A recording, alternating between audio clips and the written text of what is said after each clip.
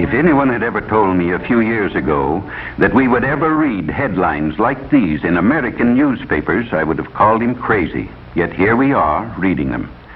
In the middle of the 20th century, in the United States of America, hundreds and hundreds of teenage boys and girls are becoming hopeless dope addicts every year. It's fantastic.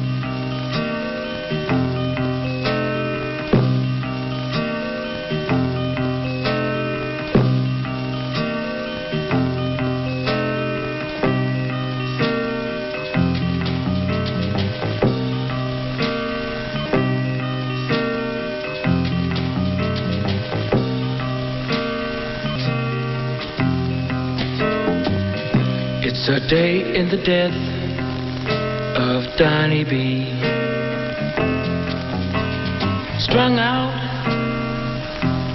waiting to die. Nothing to laugh at, no one to cry. Just another dirty gray day in the death of Donnie B.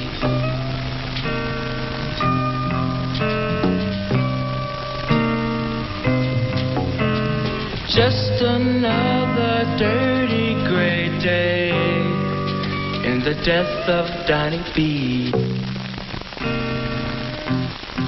Drugs is just a waste of time. Drugs is just a waste of time.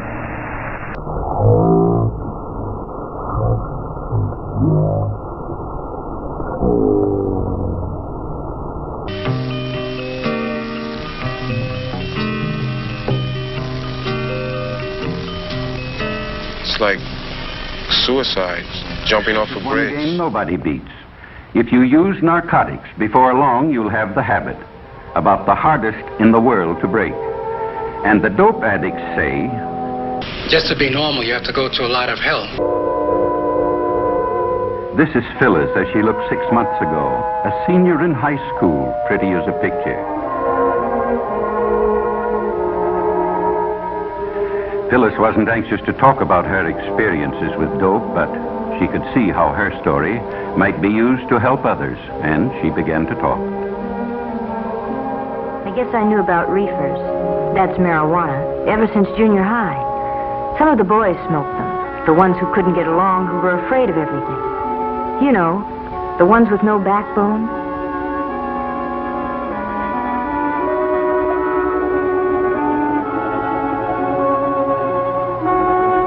In high school, my girlfriend Ann and I went around with Jim and Bob.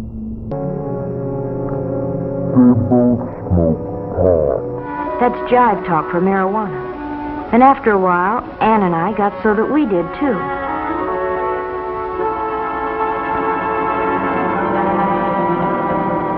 It's funny what it does to you. Everything speeds up to 100 miles an hour.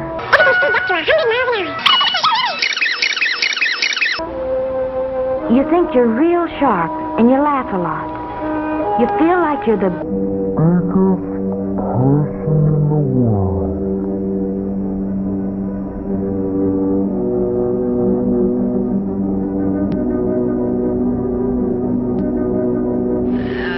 I know he's killing himself, and I have a sneaky suspicion that he knows it also.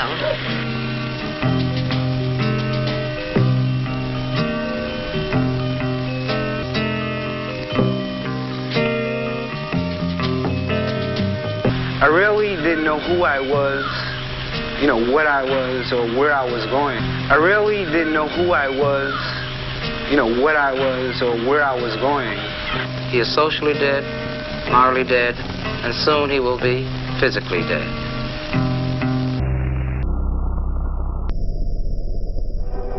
But I didn't feel so good when I came home high that night.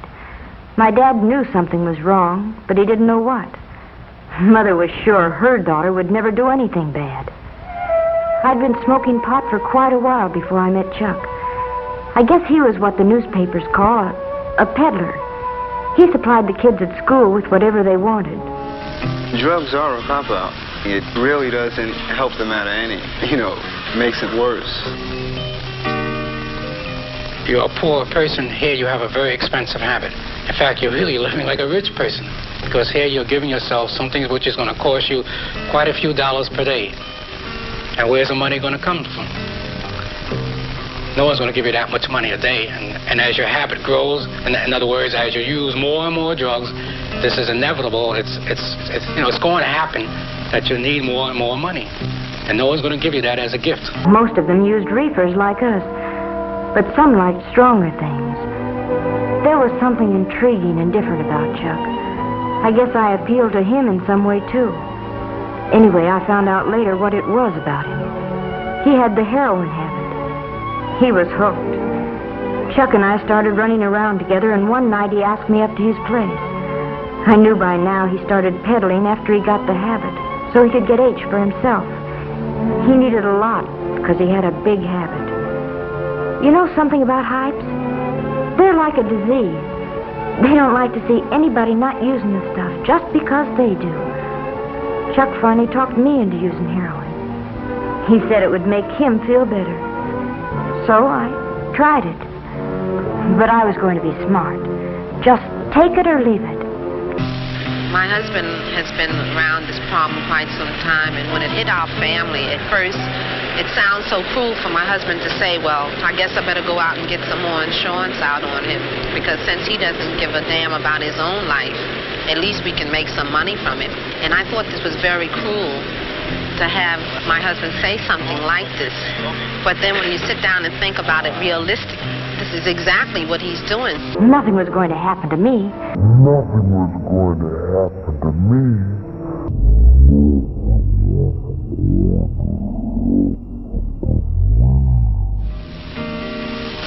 What has to happen, the addict has to change his present view that he has of himself. If he doesn't, he will remain a walking corpse. And until this thing happens, he will continue on this path to nowhere.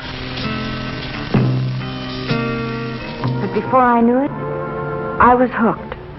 Bad. I had a heroin habit as big as Chuck. I hadn't been home in weeks. Oh, Chuck and I were married, but it didn't matter very much. Nothing does. Not when you're on H. All you think about day and night is dope. How much you've got, where to get more, what you'll do if you can't get it. And then they'd got Chuck. They had to eventually, I knew that, but it didn't matter much. Nothing did except H. Can't feel the raindrops, can't feel the sun, can't know a lover, couldn't have one, can't feel the snowflakes, can't work or play, too busy finding a fix for the day. Just another weary, worried day in the death of Donnie B.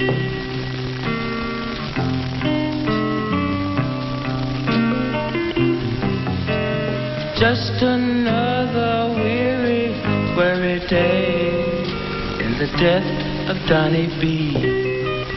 When you come into court, you see these people standing before the law, you can realize, gee, I remember seeing that person walking around, the neighborhood, a few months ago. And they must have seen all the addicts, they must have seen the people hanging on the streets, people that were without clothes and shelter because they used drugs. But that didn't seem to impress their minds. They probably were saying to themselves, well, that will never happen to me. I'm starting to use drugs, but I know I won't be like that. I'm not that old, I'm young, and I can take care of it, I can control my habit and all this kind of thing, Most of the people we do arrest are the minor people, the street addicts, the 18, 19-year-old person with his own junk, use 4, 5, 6, 8, 10 bags a day. Arrest them for either possessing narcotics itself or for committing various crimes they need to do in order to get the money to supply their habit. And he spends anywhere from 6 months to 2, 3, 4 years in jail on each offense. That's what happened. Chuck got rid of everything, probably in the garbage disposal. Oh, that's a favorite trick of hypes when they're going to be arrested. But it left me in an awful spot. I needed a fix bad. So bad I didn't care whether I lived or died. and I didn't know whether I'd ever get another cap.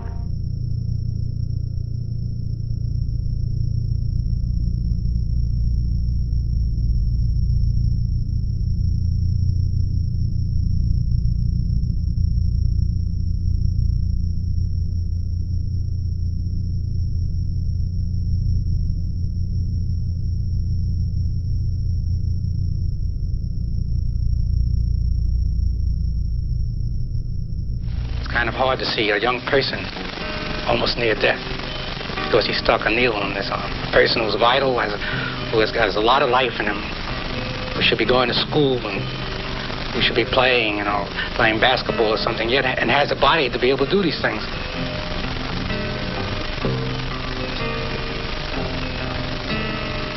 This happens time after time.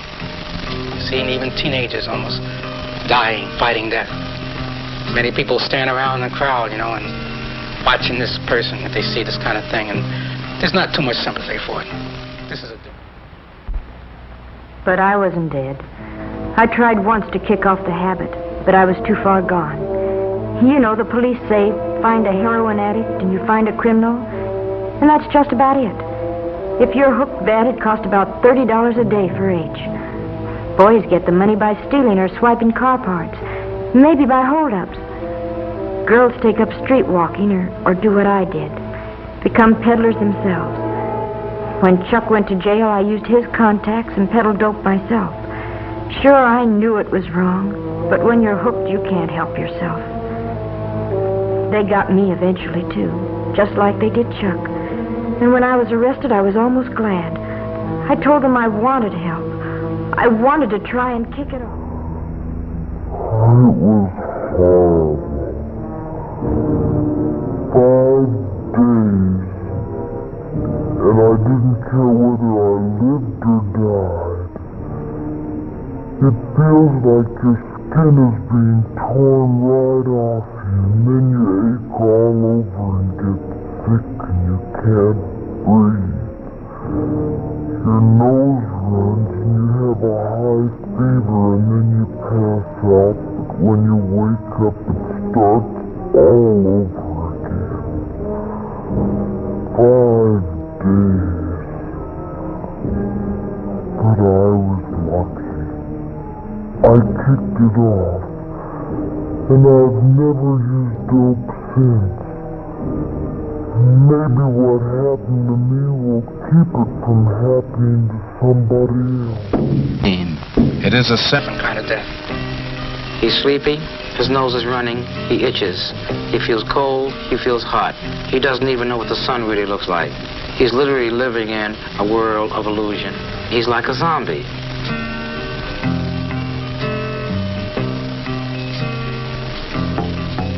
It's a way of living for Donnie B. Driving his friends for a buck, and nothing else matters. Nobody cares.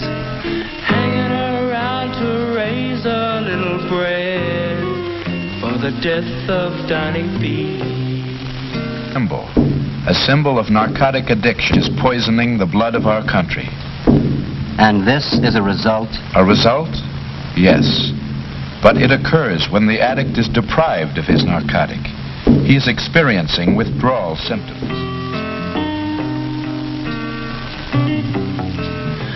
The great bulk of the junkies are still in the same place I left them at. 25 years ago, I was in the streets, a detective making an arrest, and today I see the same fellas who've been to jail off and on, in the same corners, in the same stinking cellars, in the same rooftops, and their friends have died of overdoses or just being sick from the junk. To secure an escape from reality.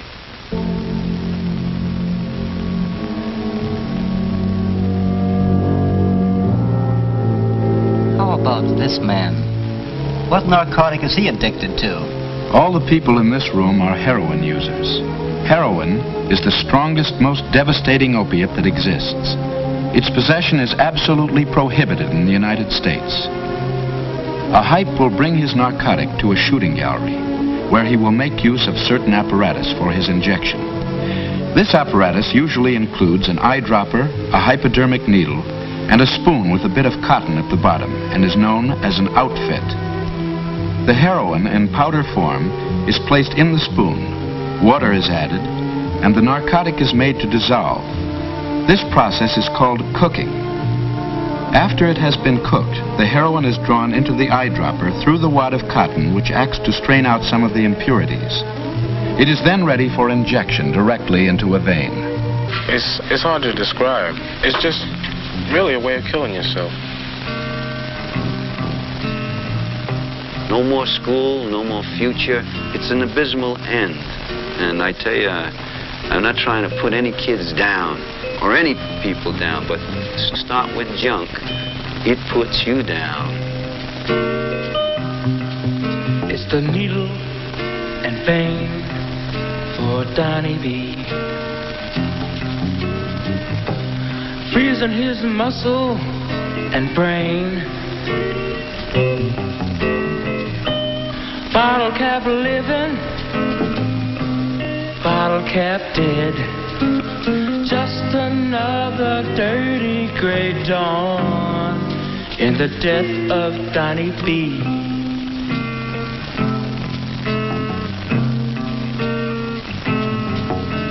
Just another dirty gray dawn in the death of Donnie B. So it's a pretty rough story. There's no easy way to tell a guy, don't take it because you get jaundice, because you get syphilis, because you die. No, he doesn't want to listen. This guy knows everything about dope. The only thing he doesn't know that when I see them in the autopsy room on a Monday morning, you see this fish-eyed look looking up at the ceiling. It's the end of the road. And then you got to call the old lady and his mother and tell her to pick up the brown paper bag up front and take all his clothes. That's the end of the road for her boy. And then she says, why? Why? Goodbye, Donnie. You're feeling no pain. Messing up your life with that needle and vein.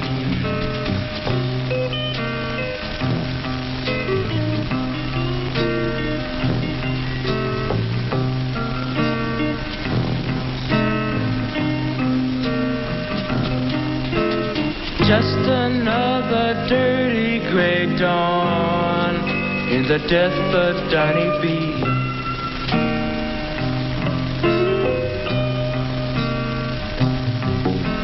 Just another dirty gray dawn in the death of Donnie B. Look at those marks. That young American men and women have too much intelligence to make such a stupid, ghastly, tragic mistake. Let's make tomorrow's headlines read like this.